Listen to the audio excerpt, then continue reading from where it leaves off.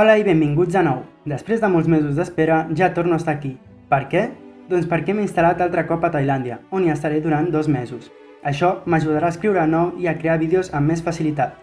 Durant aquests mesos han passat moltes coses, tant d'anime com de manga, així que tocarà debatre-les. Comencem! En el cas de l'anime, en l'últim capítol vam veure com el castell de la família Charlotte, o digue-li pastís, cau a causa del Tamatebako, oportunitat clau que aprofiten les Mugiwaras i el Germa per fugir de la situació que estaven patint. Llavors, Streusen es veu obligat a actuar utilitzant la seva habilitat per desestabilitzar la solidesa del castell fent-lo pastós, podent amortiguar les caigudes de gran alçada i evitant la mort dels habitants del poble. Mama, col·lapsada per acceptar el que veu i sent, entra en xoc, causant pànic en els habitants com en els seus fills.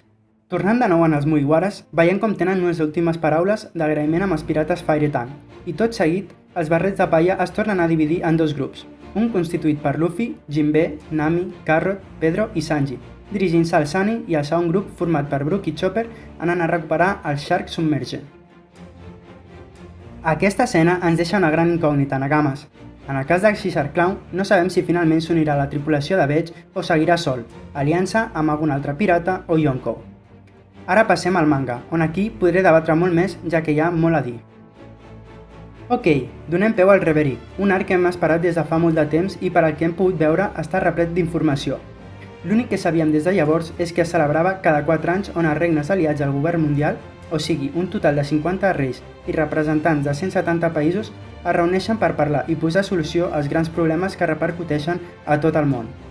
També hem pogut veure de nou els regnes que han tingut contacte ben proper amb la banda del nostre protagonista, tant per lo positiu com per lo negatiu, i on veurem reflectit la divisió de pensaments envers els pirates en general.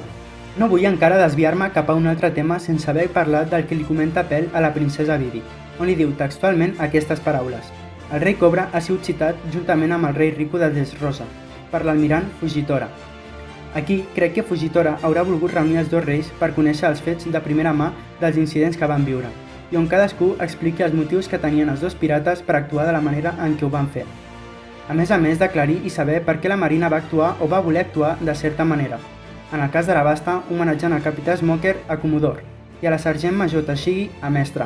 En el cas de Dressrosa, el rei Riku tenia que assumir les responsabilitats del succeït, però Isho li va demanar que no ho fes, declarant obertament que la culpa havia sigut del govern mundial per ascendir a Doflamingo al poder. No sé ben bé quin paper acabaran tenint aquests dos reis al Reverie, però segurament es faran sentir, posant en perill les seves vides i els regnes als que pertanyen. I un cop dit això, m'ha fet del que pensar. Podem imaginar que el que pot passar és que certs regnes renunciïn a estar sota la protecció del govern mundial, proclamant-se territori sota la protecció de la bandera dels Mugiwaras. És clar que no s'anunciaria en el mateix Reverie, ja que els hi podria causar greus problemes, però almenys confirmar la seva desvinculació amb el govern mundial. El segon tema a tractar és els revolucionaris. Fins no fa molt aquesta organització el que sabíem era mínim, i ara cada cop està deixant de ser tan misteriós. Els constituents que sabíem fins ara eren Monkey D. Dragon, Sabo, Ivankov, Inazuma, Terry Gilteo, Bunny Joe, Koala, Jack i Bartholomew Kuma. En el cas de que acceptéssim que passés el que passés, ell sempre va ser fidel a ells. Però ara se'ns ha presentat 4 més. Ells són Lidberg, Morley, Belo Betty i Karasu. Des d'un inici no em van inspirar gaire confiança, tot i saber que eren revolucionaris. A hores d'ara tampoc em maten, però espero que donguin molt més de sí. Lindbergh té una aparença de conill. Això confirma el seu origen sent un mig. No crec que obtingui cap Akuma no Mi, ell és més l'inventor de l'organització. Es desplaça amb un jetpack i es defensa amb un canyó de fred. No sé si molt us vau fixar en Nakamas, però l'instrument que porta al darrere Morley també va ser fabricat per ell, igual que el trident i la munició que utilitza, ja que tot guarda certa similitud. Morley crec que és el que menys em va agradar, però bueno. Ell posseix una Akuma no Mi que li proporciona la capacitat de moldejar a voluntat qualsevol superfície sòlida, i a la vegada poder-se introduir dins d'ella com si d'una cova fos. Belo Betty, ella és la comandant de l'exèrcit de l'est, és usuària de l'Anima Nima no Mi, capacitat que li permet treure el poder latent de tota persona, ondejant només la bandera que té. I finalment Karasu, aquest personatge ja havia aparegut en altres moments del manga, però mai en la seva forma original. El seu disseny és intimidant però a la vegada molt guai, són d'aquells personatges que els hi acabem agafant estima. En la seva part frontal porta un altaveu en forma de bec, cosa que si no el porta encès no es pot comunicar. Aquí, ben bé, no sabria dir si ell de per si porta un bec com qualsevol ocell o té boca, però si portés bec tampoc crec que pogués parlar amb molta facilitat, ja que la màscara actuaria de morrió. Però el que crec és que l'altaveu no només actua d'altaveu, sinó de traductor.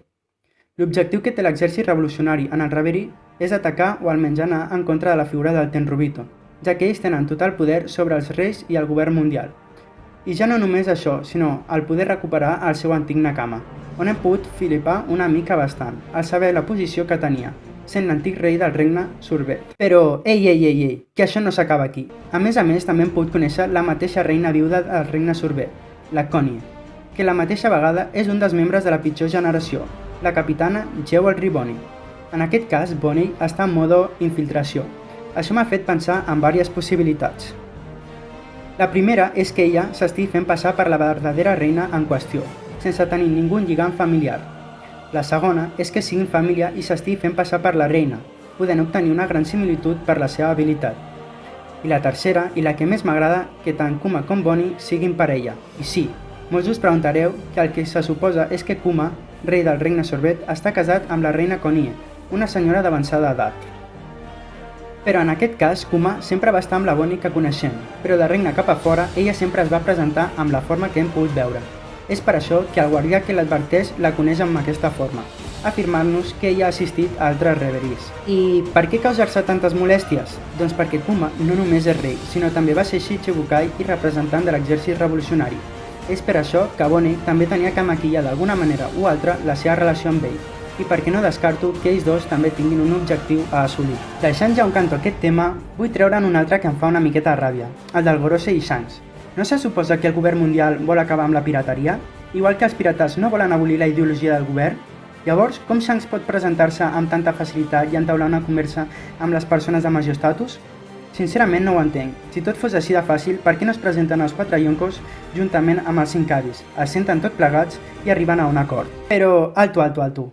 La cosa no acaba aquí. Ara es veu que les persones de major estatus no són els del Gorosei, sinó una persona anomenada In-sama.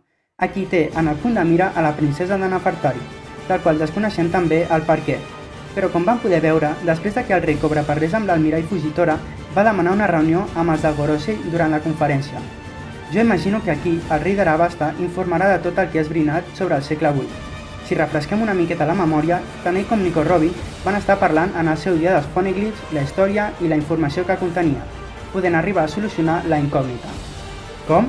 Si refresqueu una miqueta més el coco, recordareu que tant la Nami com la Nico Robin, abans de marxar, van agafar uns quants llibres de la biblioteca del regne, i alguns d'ells van ajudar els Mugiwaras a sortir de la boira de l'Arc de Sant Martí. Llavors, de la mateixa manera, en aquella biblioteca hi haurien altres llibres que haurien explicar la història del regne Nefertari i informació més antiga, informació que ha pogut esbrinar el rei Cobra. Certs secrets els que també haurà traspassat a la seva filla en cas de que ella acabi fent-se massa gran o de que l'acabin matant. Ara sí que dono per finalitzat el tema del Reverie i anem amb l'altra meitat dels Mugiwaras, algo que em va agradar força, més que res per al temps que feia que no els veia. La indumentària increïble i la manera d'infiltració molt graciosa. Però per suposat, algun d'ells tenia que cagar-la, i qui tenia que ser? Zoro. La seva actuació va ser èpica, i amb ganes de veure la continuació. I Wano, una passada. El paisatge, el poble, el clima, la gent... Es nota que Oda ha volgut ser molt curós amb aquest arc, i tractant-se de Japó, ja va pensar en donar-li cert protagonisme. Ja per començar, està basat en l'època feudal, un tema que ens enganxa molt per lo poc que coneixem, però no oblidem la gran guerra que succeirà en aquestes terres. I fins aquí la teoria d'avui. Espero que t'hagi agradat. Si ha sigut així, agrairia molt un like, ja que motiva molt saber que el que aporto agrada a la gent com per donar suport a aquest manga en català. Si vols deixar també un comentari positiu o instructiu, benvingut sigui. Jo sóc Capità Lucy i fins una altra. Adeu!